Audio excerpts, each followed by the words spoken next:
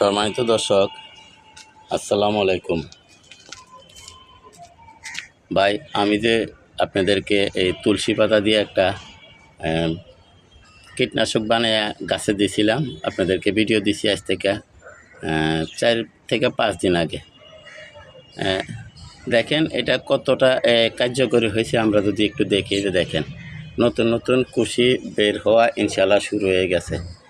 তার আগে কিন্তু এই কেমিক্যালটা দেওয়ার আগে এই যে দেখেন এইভাবে আমাদের এই যে গাছ পাতা ডালগুলা কাইটা এবং নরম নরম স্থানের চামড়াগুলো সহ ওরা খাইয়া ফেলাইছিল।